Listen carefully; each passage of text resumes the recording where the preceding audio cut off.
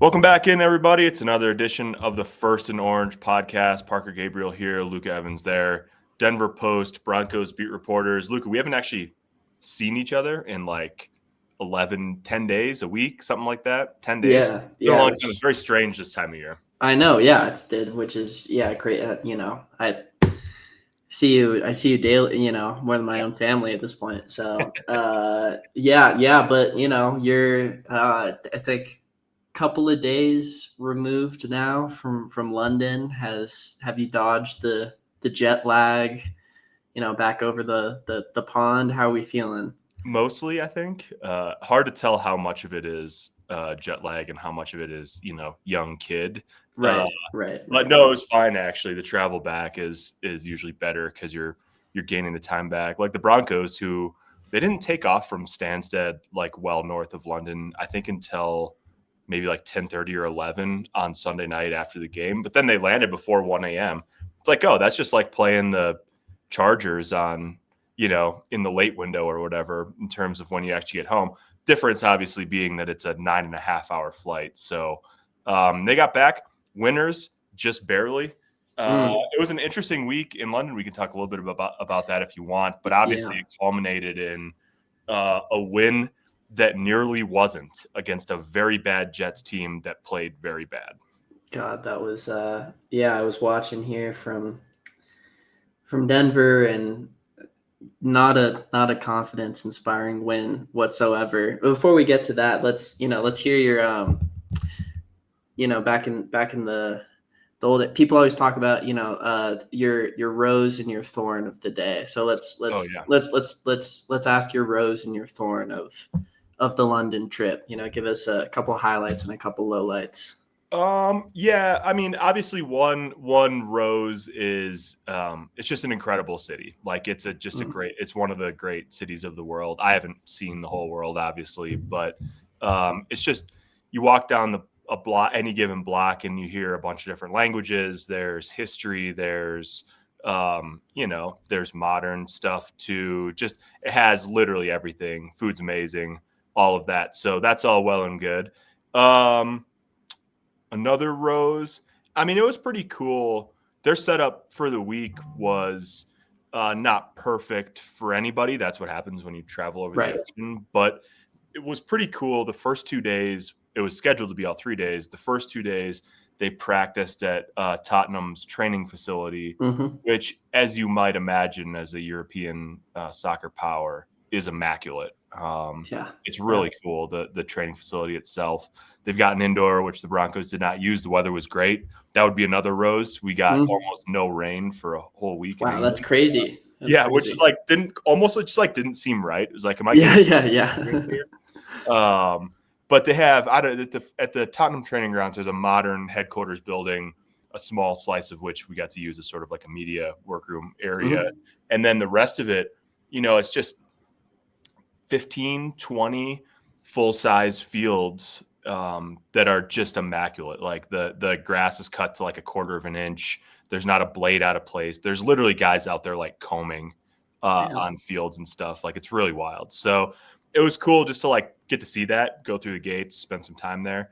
A thorn, even though it was a cool setup on Friday, Sean Payton kind of switched gears and they practiced up at their team hotel. The thing on this was so they stayed in this town called Ware, which if you Yep. look at the map and you're looking at London or even Tottenham, just keep going north.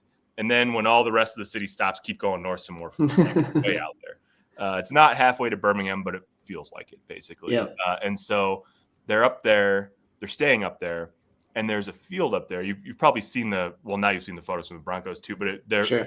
other teams have stayed and practiced their week up there. The Broncos were a little worried about the condition of the field. It's just one full size football field Yep. because the Vikings were there last week and it's England and it's October and it rains a lot. So they were worried about getting there and having followed a rainy week or whatever and having a torn up field Right. to practice on. But it didn't rain the week before either. And so the field was in great shape. So on Friday, they ditched the half-hour drive down to Tottenham's training facility. They just practiced there. But it was like I don't know. There was a media shuttle that took Yeah. us to and from practice, and it was an hour and a half probably. Oof. And then there was Friday traffic going back, so it was longer than that going back. So, if the pros was a little bumpy last week, it was probably because much of it was literally on a bus in traffic in London, which will do that. What a great metaphor. Well, at least, wow. Worse than the I-25. Crazy. Yeah, that's right. And I guess the last rose of the week was it was pretty neat seeing Nick Bonito get to go watch his high school team play. Like that just is a pretty cool scene to see his god brother and St. Thomas Aquinas play Wednesday night. And all of that, that game was at Tottenham. And so earlier in the week to get to go kind of see the stadium and be there for a little bit and then watch Nick kind of interact with, his high school team and write about it later. So that was neat. Longest high school game in history. It was like 3+ hours. But besides that, yeah, good week overall. Plenty of fraternizing with our columnist Troy Rank, right? And our photographer Aaron Ontiveros, who I think Aaron now is in Portugal. So yeah, that's cool. Man. That's almost as good as getting to go to Wednesday Broncos practice today. Yeah, and that must have been a real fun.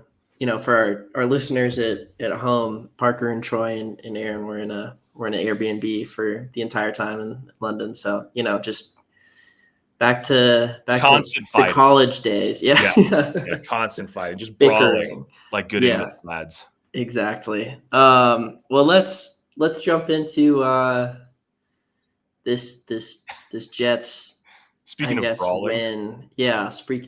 Yeah. I mean, we are starting to see a somewhat familiar script through much of this year, or a couple of these wins where, the offense just has no juice and the defense, Vance Joseph yanks them up by their bootstraps. And 9 sacks is crazy. And part of it is because you go back and you watch the tape and Justin Fields looks like, just a deer in about every possible headlight that you can imagine of Broncos pass rusher, and like took about 8 years to get rid of the ball. But regardless, you look at their sack totals and a bunch of guys, it's crazy. What are some of your main takeaways from this? We've had some interesting stuff develop this week already. Yeah, definitely. Well, I think to start with the good for the Broncos, it's one of those games where every defensive stat you drum up is just like more impressive than the last kind of. 9 sacks ties a franchise record.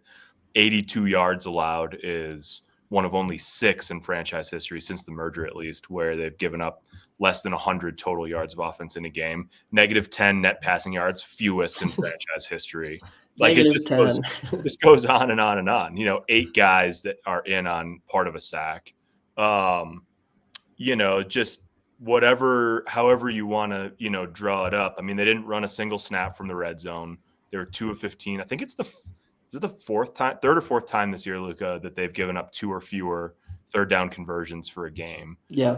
They now lead the NFL on fourth down, on third down, and in the red zone in terms of conversions allowed. So they're dominating. Now they've faced one really good offense so far in Indianapolis and one pretty good offense in the Chargers. And, the other teams they've faced have not been, those are the 2 games they lost. The other teams they've faced have not been great offensively so far this year. So there's definitely bigger challenges ahead. But I think for whatever issues they have offensively, which they're real, and we'll talk about them. That just there's not going to be a lot of weeks where they're not in games because this defense will. Yeah, I'm sure there'll be a week or two happens where they don't play great. Happened against Indianapolis for whatever 3 quarters of that game. It'll happen somewhere else down the way. But by and large, week in and week out, it's just hard to imagine them getting run out of a building by anybody because this group just makes life hell on opponents on a pretty regular basis. Yeah, and I think you look at, they've done a pretty admirable job of cleaning up, because there were some, as you mentioned, Indianapolis, and there's some pretty apparent, defensive flaws early on in the year. They at times would kind of get gashed up the ground or up the middle on the Yeah. ground. Jonathan Taylor, like 160 plus yards in that Yep. week 2. And ever since they've been, held Breece Hall in check. And that's a really good Jets. I think they came in ranked 3rd in the league in rushing offense per game. And so you look at that and then you go back and watch the tape. I mean, there are going to be times like it's just going to happen with their linebacker core that they have. Like they're going to get burned at times, running backs, tight ends, whatever in the passing game. But that's a lot of teams. I mean, and then you look at Philadelphia week 5, obviously the Saquon wheel route, that's just that kind of stuff you want to avoid at all costs, where you have Alex Singleton trying to run over and check Saquon Barkley in that circumstance. But, there's also like Dallas Goedert caught a touchdown where he just kind of separated. And so you go back this week 6, like, Justin Strnad had a conversation with him in a couple weeks ago in the locker room where he's saying, Vance runs a lot of match coverage. And so that relies heavily, obviously, on communication and, tagging over and this or that. And a lot of the breakdowns have been because there hasn't, and that shows up on tape. And this past week, against Mason Taylor, Breece Hall is a pretty good, receiving back. They only allowed 2 catches for 1 yard to running backs and tight ends. And granted, the Jets didn't throw the ball very much, but it's still encouraging to see, on 3rd down, them try and hit a check down and Talanoa Hufanga reads it perfectly and blows them up. Like, it's encouraging to see those kinds of things show up on tape. And so, you can see the progression. Obviously we don't know Dre Greenlaw is eligible to come off IR now, but we have no clue where that stands. But at least for now, they've bought themselves breathing room with that a little bit to where you don't, a few weeks ago we were like, they need Dre Greenlaw bad. And all of a sudden you're like, take your time. Be nice.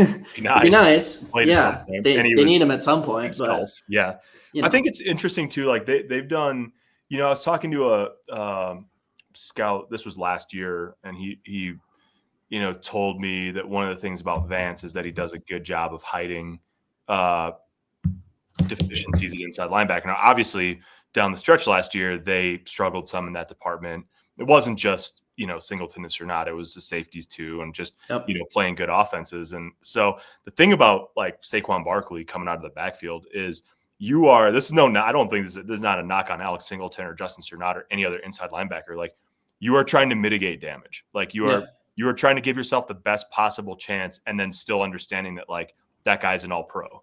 So a lot of it is you want to put yourself in the best situation possible. And then you can, you get a guy to the ground, you live to fight another day. You adjust to schematic stuff and you just kind of keep playing. So I think they've done a better job of that. Strnad and Singleton are both rounding into form too. I think you've seen, I was talking to Alex actually in the locker room a couple weeks ago, and he was saying that, he was like week 3 was the first week I felt good. Like he obviously missed a lot of time last year and all of that. And so it takes time, especially defensively, and especially for guys that have to play in a lot of space, safeties and linebackers, to come into form, because you just don't see live speed stuff in camp really. Even in joint practices, you're not tackling quarterbacks to the ground. And so there's a little bit, just a beat that's different timing wise. So, it's not to say those guys won't make mistakes or that they may not, look at if there's a linebacker out there as a trade deadline comes along, 3 weeks away, 3 weeks from yesterday, like all those things seem like they could be in play. But yeah, they've shored some things up, and then they just have, they just got horses up front, like they're just really in a position where, you watch Vance. One of the things I thought was really, interesting was I was sort of geeking out against Philadelphia about the simulated pressure stuff on 3rd down. You're just watching you just, pull up 3rd downs and watch them over and over again. And it's like, you don't know where guys are coming from. They've got all these guys mugged up to the line. They're bailing out. And what I thought was funny and also turned out to be effective was that in that final drive where the Jets had the ball and they needed a field goal to win, there was nothing simulated about it. Like he just brought the house Yeah. 3 times in 4 dropbacks, Yep. brought 6 Yep. or 7.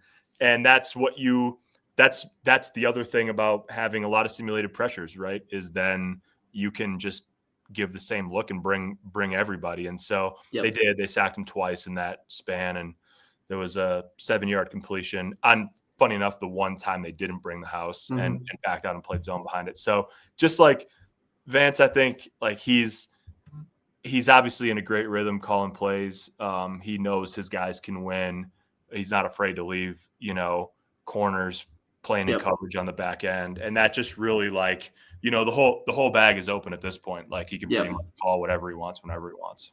Yeah. And he's sending, to your point, I mean, the linebacker, like Singleton did not have a good start to the year. And now he had a really good game against the Jets. Like, no, full stop, all things considered, any area you want to look at, he had a great game. And Stranad, again, they have their deficiencies, but Vance is using, he's blitzing Stranad at a pretty frequent rate. And the guy has 3.5 sacks in 6 games as an inside linebacker. And he's starting to experiment with which I'm sure he may have done, but earlier in the year, but you saw it really against New York where he's dropping Nick Bonito or an outside linebacker into coverage and just sending Stranad on a 4-man, he's showing. So just, again, these little tweaks where, that can confuse and just so many different looks. Anyway, enough praise for the defense. Cause yeah. I mean, offensively, well, I mean, I guess let's start the Broncos had a huge transaction day yesterday, but obviously, Matt Peart, they're putting him on IR. They're going to have a new starter at guard this week. Looks like it might be Calvin Throckmorton potentially because he got elevated from the practice squad to the active roster veteran guard. Clearly Ben Powers, just such an important piece of that line, and you saw it show up both in the run game and then, just last week. So what do they do? What do you think they do there? Firstly, moving forward. Yeah, well, it's sort of interesting. I mean, it might change the way you think about the way Parrott struggled on Sunday to sort of realize after the fact that he apparently played the game with a knee injury. Yep. I don't think. I mean, we'll see if Sean Payton says anything about this today. If it's a clear-cut season ender, maybe. If not, he tends to not. But it doesn't sound like it's a sure bet he's going to be back this year. So that's obviously a loss either way because he was their primary backup at left guard and left tackle, even given the struggle on Sunday with him in the lineup. So you're sort of, you have to reconnoiter the whole thing anyways, especially on the left side. Yeah, Throckmorton seems, I mean, that's sort of just like the easy 1-to-1. Yeah. I'm interested, and Sean just will not talk about sort of like what their plan is typically before a game, and so it may have to wait a week. But if it is Throckmorton, I'm interested to sort of know what they think, how they think about Forsyth and even Wattenberg in terms of flexibility, because I just would be, Forsyth, he had the struggle on the field goal unit last year that obviously ended up, he was a big part of the one that got blocked against Kansas City. But I thought overall when he started 4 games last year when Wattenberg was on injured reserve early in the year. And I thought he held up pretty well. So, and he's a young guy that, you drafted obviously late, but still, you've got at the end of this year, you've got to decide what you're going to do with Wattenberg. He's in the last year of his rookie deal. I totally it seems like a good opportunity to see what Forsyth has to offer in the starting lineup. Now, I also understand, listen, you're 4-2, you're trying to win the division. You are not worried about goals of guys after this year. That's totally fine. I get all that. Maybe they just think Throckmorton's the next guy up at left guard. It's that simple. That's all well and good. Again, trade deadline's 3 weeks away. There's always interior offensive linemen out there that you could maybe, poke around on or whatever. So definitely, I mean, it's definitely a little bit of a state of flux, obviously. given that Powers isn't coming back anytime soon, and we don't Yep. really know if Parrott's going to be back this year. Yeah. So, I mean, it's obviously going to be, a massive point of need for them. And then, just the other I mean, obviously they went out, signed JT Gray, Yeah. Which pretty good signing, all things considered, midway through the year. I mean, the guy was a second team All-Pro last year, and he's just kind of floating on a practice squad. And obviously his familiarity with Darren Rizzi. But I think at this point, like, you look at there's just, they've been consistently outplayed on special teams. Like, there's no way around that. I was looking, and Marvin Mims still has, he's still squarely above league average as a returner, but it just doesn't seem like he's consistently finding angles, especially in the kick return game, but in the punt game as well. Like, there just seems to be a lack of execution and blocking. They've given up a couple really long kickoff returns, obviously. So, Darren Rizzi, his unit's just not in the best place right now overall, it seems. Obviously, Jeremy Crawshaw has been good. Will Lutz has been good. But so there needs to be an improvement there. And then, you turn to offense, and it just, man, you felt like they had found their identity. Yeah. After really weeks 4 and 5, you saw kind of the picture coming together a little bit. And then it just like fell apart. Like, it just, and you saw it in the first quarter even. And to me, what, and I pointed this out, I usually go back and, write sort of an index of, every Bo Nix drop back and see what was apparent on tape. But I didn't even feel like I needed to go back. And it was just so, Sean Payton has said that Bo Nix likes tempo, to start a game. And he's done really well in no huddle situations this year. And then they go to it and it works in the first quarter, and then just like abandon it. And they put so little on his plate in this like grimy game where he's playing clearly. So like, I don't know if it showed up when you were there in person. On the broadcast, the guy's smiling like I've never seen Bo Nix smile before. Like, this confidence, and he throws the ball like he doesn't have a single passing yard in the third quarter. They go away from certain concepts, and then they bring back, some no huddle stuff in the fourth quarter, and that's the only drive they score on in the final 3 quarters. And so it just, that was confusing to me, that whole I don't think it's interesting because this was actually a Russell Wilson thing, and it was a little bit different. I mean, it was end of game, like wide open, no huddle scramble mode. Yep. But Sean Payton has said before that he doesn't think in the NFL you can live as like exclusively a no huddle and tempo team, and that's probably true. So like, you do have to sort of shift gears a little bit over the course of a game. But it is interesting because by the end of the game, it would have been very easy to forget at one point that Bo Nix was like 11 of 13 for 10 yards or first something. Quarter, 11 of 12 for 96 yards. And a touchdown. Exactly. So, and then I remember looking up at the board at one point and seeing that the Broncos had 158 yards of offense and the Jets had 1. And the 158 at that point was an impressive number. Maybe not as impressive as the 1, but it was like, yes, they're thoroughly dominating this game. And at that point, it was the Troy Franklin fumble and the long kick return that sort of kept the Jets close. Mm-hmm. And then from there, they just could not find the gas pedal again on offense. And so, I mean, they've got, they've got some things to sort out. And again, like, I think the same way that coming out of the Cincinnati game, you're like, it looked good, had a bunch of yards and all of that, but let's see it against a better team. Yep. I think that there's a little bit of that coming out of this game where you say it was in London. It's a weird game.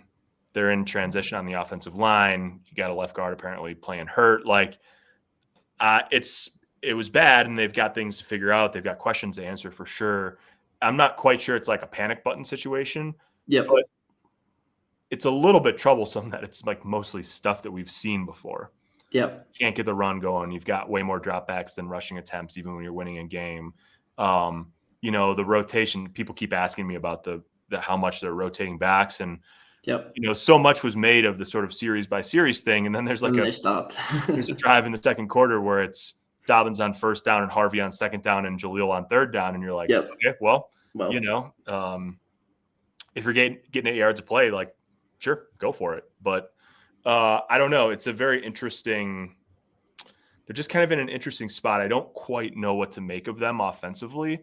And I feel like that's a thing that I've said a lot yeah. over 2.5 seasons of Sean Payton. Now, there's been times where they've been humming and all of that. But, like, yeah, they just aren't quite in rhythm. It's a sort of a strange thing. Good, promising on the Evan Ingram front. Very promising. Seems yeah. like 2 weeks in a row, he's kind of the usage and it's just he's not putting up huge numbers at this point, but it seems like it's maybe trending in the right direction. And it's another thing that, like, I think he had 5 first half targets, maybe 4 of those were in the first quarter, something like that. They really got him. And then they really, and I think, and Bo Nix, like, said it point blank period after the game, like, they, like, he should be involved. I forget, the exact quote, but and again, they kind of just, like, and they go back to him for a big grab in that fourth quarter, but they just kind of go away from something that's working. Like, it just feels like they get, it's this, like, fits and starts kind of thing. But regardless, very encouraging to see him. He's now had moments where both they're clearly, scheming up plays for him, and Bo Nix is learning what he likes and his spots. And, he hit him on a couple of those kind of, quick outs or this or that. He's a couple of third down conversions. Like, that's why they signed him. So it's definitely encouraging for the Broncos to see him to get kind of into that space. And then he's also had targets where, he's not the first option on a play. So that's coming along. That's a positive. I think, step forward, step back. Like, obviously J.K. Dobbins didn't have a great game. That'll happen. He's not going to run for, 6 yards a carry every single game. But I think, that was more kind of a function of a little bit unstable offensive line. I haven't gone back and really dug into the tape of why, but to me, that seems more kind of the reason there. And then, I think it just feels like, I think another thing too that we haven't really keyed in on, because there's been chances, but there hasn't been obviously a ton of, they haven't really taken the top off of defenses consistently. We've seen Sean Payton, like, scheme that up at times or this or that, but there hasn't been, Marvin Mims or Troy Franklin or whomever consistent, releasing and just beating a guy and Bo Nix finding him. Like, that's not, so. Yeah, in fact, all of the, there's a couple of numbers where Bo Nix is up from his rookie year, but mostly so far, it's trended downward from sort of where he finished last year. And among those, yards per completion, but also the average depth of target and his sort of downfield pass percentage are both lower this year. And that sort of speaks to, what we're talking about in terms of they just haven't created like a ton of big plays down the field in the passing game. Interestingly, they didn't last year either, early in the season. And then they really sort of unlocked that as the year went along. So, like, if you're looking for the glass half full, you could sit here and say, well, they're 4-2, they're tied atop the division. Right. And they really haven't, hit their stride offensively. So, that all, it is interesting though. And then frankly, like, the Mims thing is just, I know you can't get everybody, 10, 12 touches a game, but when they really need a play, late in the game, they get Marvin in the backfield, they run the wheel route, and Boop. they Yep. slice him for 26 yards and sort of flip the field. I think that was the drive where they ended up kicking the field goal. Yep. So that's one of those guys where I would totally understand, like if an offensive play caller, Sean, or someone on the staff or whatever, like if they said, hey, listen, like it's easier to say we need to get this guy the ball 9 times than it is to actually like engineer 9 touches for him. Like I get that. He's not a number 1 receiver. You're not giving him a ton of that stuff where you're just, but they need to find ways to get him the ball. Generally, when he does get the ball, good stuff happens. And not only did he not, there's the 26 yarder, but it also was the threat of getting him the ball in the bubble screen action that had Nate Adkins wide open for the touchdown. I mean, they brought him in motion behind Nix, ball snapped, Nix flips his feet, opens up his hips, pump fakes out to Mims. Both linebackers come up, 2 ran with court on the post, and then Nate Adkins has like literally nobody, near him for a touchdown. So he's one of those guys, like defenses just sort of tell you the way they play that Mims is a guy that they have to account for when he's on the field. And so like continuing to figure out ways to get him the ball seems to, it's the, Marvin Mims. Corollary. Every time they say, Marvin Mims, it seems like something good happens. Yeah, absolutely. But we either say, Marvin Mims too much or not enough. So right. And it seems like, frankly, I mean, you still see obviously the progress that Troy Franklin has made from year 1 to year 2, but the sort of the Troy Franklin breakout has slowed down a little bit, just, gotten a little bit more of that fumble, drop, etc., some of those type of mistakes. And kind of with that, you're starting to see Pat Bryant's role really, really grow in this offense. It's gotten to the point where he's the guy, he's almost playing the little Jordan Humphrey role from last year in a way, but a little bit more expanded to where he's running more routes. And the time is going to come, like he obviously had 2 big catches in that game, but the time's going to come where, he's open a lot, or he's got to see him over the middle of the field. And I think it's just, it's just about kind of timing and chemistry with Bo Nix. So that's going to come for him. The thing just with all this is that there's not a, there's not a, Mims is like the only like deep ball guy, because Cortland's a possession, receiver for the most part. Pat Bryant, like obviously has some yards after the catch juice, but he's not a burner. Like, there's not a Evan Ingram, same thing. Yeah. The biggest sign of the Evan Ingram development was when they handed the ball to him on an end around. Yeah. For 7 yards. I was like, oh my God, it's happening, I guess. Yeah. They've just decided it's time to make sure he gets the ball. Yeah. But still, none of these. So it's, what do you do there? I don't really know. I think, Bo Nix just does not have a lot of completions this year of 20 plus air yards. Part of that is on Bo Nix, with some of the opportunities that they missed, but still there's not a lot of defenses are clearly trying to push him outside, make him operate outside and make him show that he can throw the ball, accurately in that part of the field, in that sort of mid-range. They're going to put a roof on it and try to funnel things away from the middle of the field where he likes it. No, I mean, you can't do that 100%, obviously, but just as a general theme, they've clearly, like, defenses are doing a little bit better of a job of making life difficult on him than they did for sort of swaths of last year. You know what, Luca, it's funny, when you pivoted the conversation from the defense to the offense, I was thinking, I literally almost interrupted you, but I don't like interrupting. Almost said, I think we probably, whether it's like on the pod and writing, just like as a general theme this year, there's been so much Nick Bonito talk, and rightfully so, that I'm not sure that Jonathan Cooper has gotten enough run for just how good of a start he's off to this year. Yep. Like, he's playing incredible football. Yep. He's been a good player. He's really good last year, and he's playing by far the best football of his career so far this year. And lo and behold, as we're talking about the offense, he's named AFC Defensive Player of the Week. He is seventh There you in go. the NFL in tied for seventh in the NFL in pressures with 26. Benito still far and away the NFL leader at 34, rolling at a crazy 26.2% pressure rate. But Cooper is like 26 pressures, 19.3% pressure rate. Yep.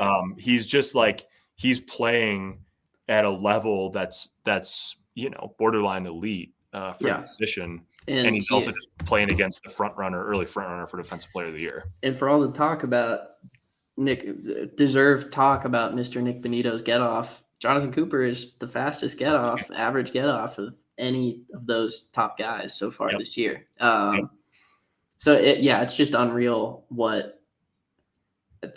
like, if everyone's winning their one-on-ones consistently, which they are, like Zach Allen and John Franklin Myers are both playing really well in terms of interior pass rush. It's what do you do? Right. He's been incredible. Another guy that, keeps kind of falling, that everyone's like, oh yeah, this guy's playing really well. Talanoa Hufanga was incredible in that game. He's been pretty consistently incredible. Like, he's just doing so much in terms of, he's made a lot of plays in coverage. He's broken up passes like that. Obviously, I think that was something that, talking to Jim Leonard a while back, like, he wasn't playing a lot of man coverage in San Francisco, and he's handled that well so far here. He's obviously always around the ball, pretty incredible instincts, like on a number of run plays this year, just in snuffing things out. He's communicating well. So everything all of a sudden, where, a couple weeks ago you were like, did they make the best free agent moves? Got Hufanga, you got Dobbins, you've got Ingram starting to ratchet things up. We'll see where Dre Greenlaw lands. But it's interesting. And that's what, honestly, when you sign 4 veteran guys that all have, there's not many veteran guys in the NFL that have like no injury history anyways, but pretty extensive injury histories. Like 3 out of 4 would be a pretty good rate, if you're talking about just playing time in general and impact and all of that. So before we go, Luca, we're going to come back Friday and talk more specifically about the Giants, who are sneaky interesting. Cam Scadaboo. They're so interesting. And Scadaboo and Dart have like garnered a lot of the attention, but Matt, you want to talk about pass rushes that can go. There's 2 of them in Denver this weekend. So we'll talk about that Friday. In general, the Broncos don't play the prettiest football, but they win both of these games on the road. It's like almost a carbon copy of a little bit of a slow start last year, and then they win at Tampa and against the Jets with the Greenbrier in between.